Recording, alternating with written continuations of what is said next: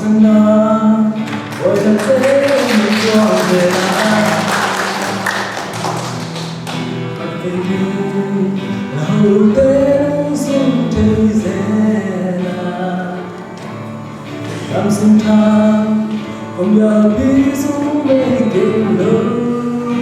lên Cảm bái đi dân về là kia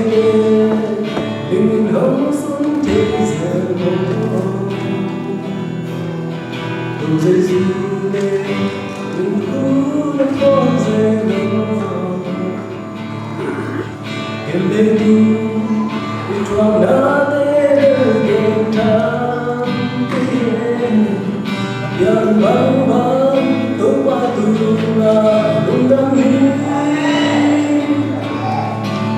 xin lắng tiếng lòng hồn như đêm nào lưu đêm đi đêm ta qua đi và cùng riêng đôi cất từng mà đây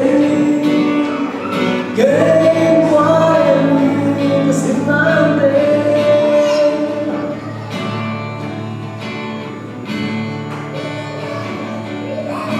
Vậy là kể sẽ quan thu tâm loa Thật về như làm bí xin kia được dễ Thật sẽ tôi nhìn cây hông tâm lớn Làm mang đi dần về Là kể mình không xuống trên giờ mong Từng giây dư lên mình cứ nó có giờ đâu Mình lưu thương mình cho nát lên đêm thao Yang bang bang tối qua từ là đúng đam mê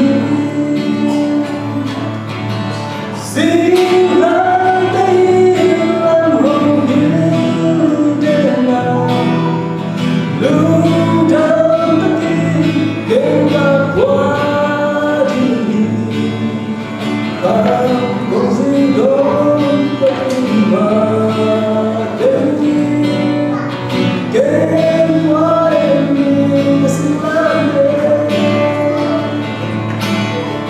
xin lắng tiếng lòng hồn lưu đêm tất khi đêm ta qua đi